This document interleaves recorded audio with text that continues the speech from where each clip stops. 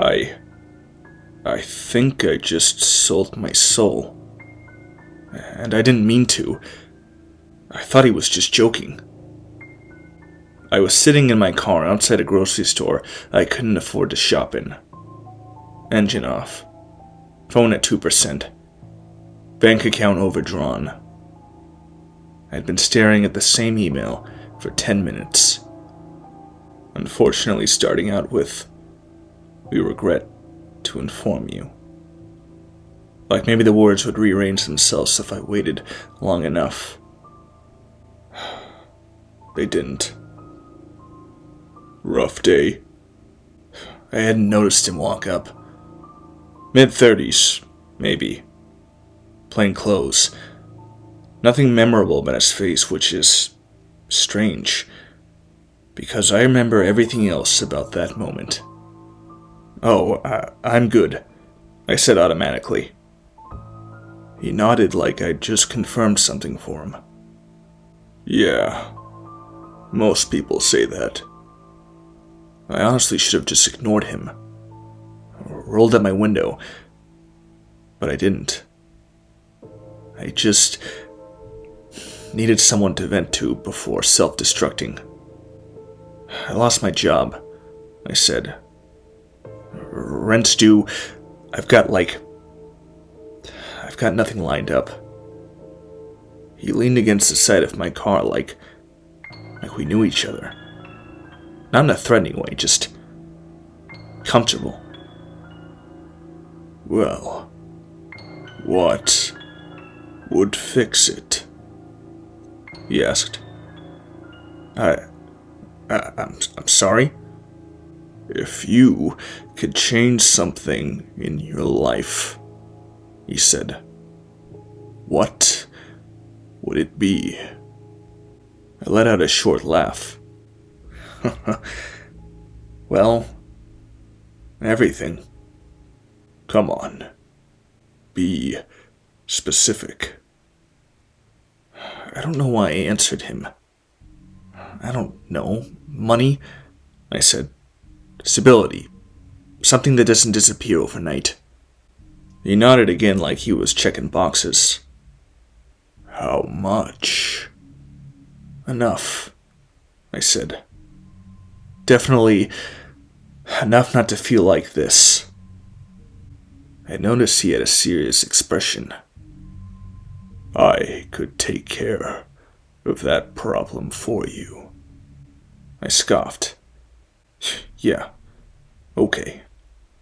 "No, really. But it'll cost you." "Cost me what?"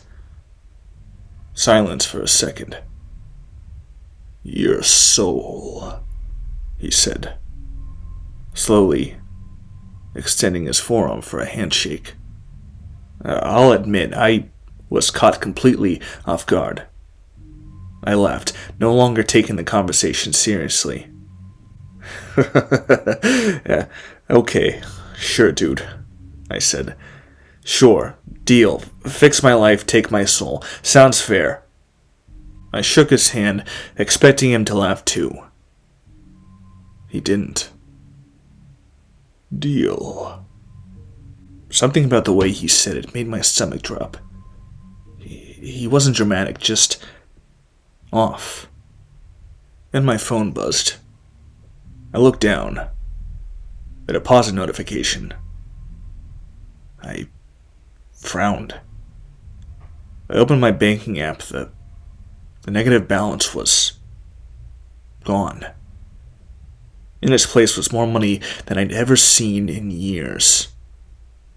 I looked back up. He was already walking away, whistling some eerie, unfamiliar tune. "Hey!" I called. "What the hell is this?" He didn't turn around. "Fulfillment," he said. Then he was just gone. I told myself it was a mistake, a glitch, maybe fraud even. I expected it to disappear by morning, if I'm being honest.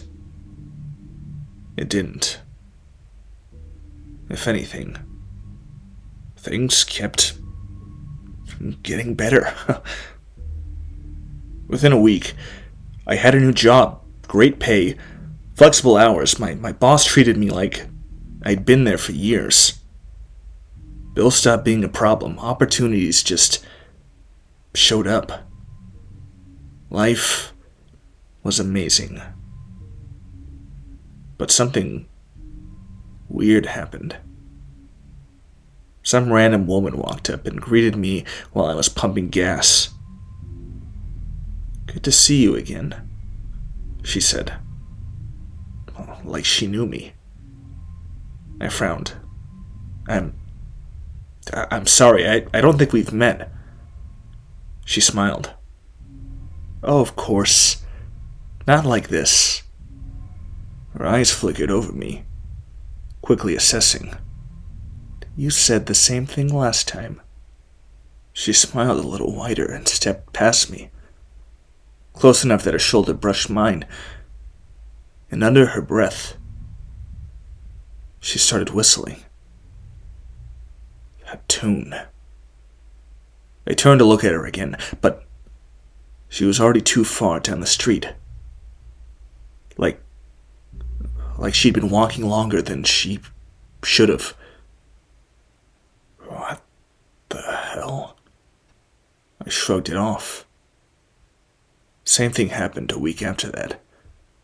Different place, different face. This time, older. A gray-haired man wearing glasses. I recognized him instantly.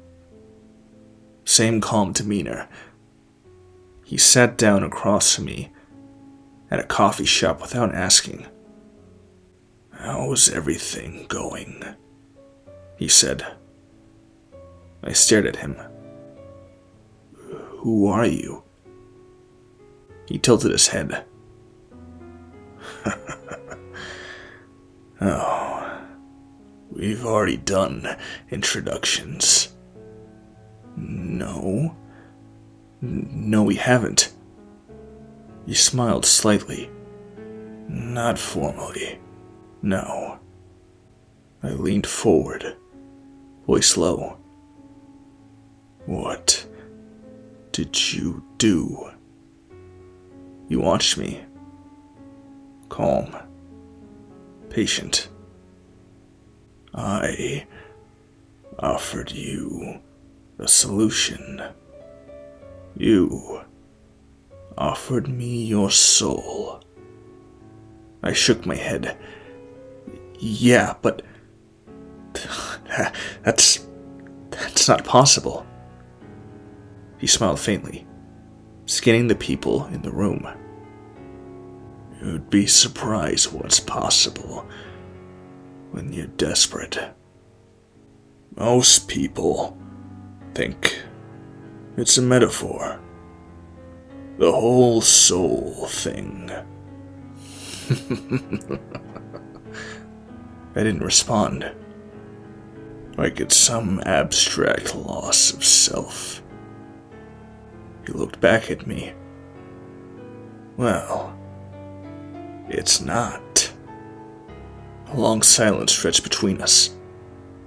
I want out," I said, raising my voice. "No," he said simply. "You don't." "Yes, I do." He shook his head. "If you wanted out, you wouldn't have agreed in the first place." That's not... I thought you were joking." Everyone does." He stood up, panic spiked in my chest. "Wait, what happens now?" He paused. "Oh, nothing. Right away." "What, that's supposed to make me feel better?" He adjusted his sleeves, grinning as he looked into my eyes. "Collection happens. when you least expect it. He gave a small, almost sympathetic look. Feel better now? He asked, mockingly. Then he turned and walked away. He didn't even look back. I stood there, listening to that tune fade into the distance, waiting for regret to hit. It never did.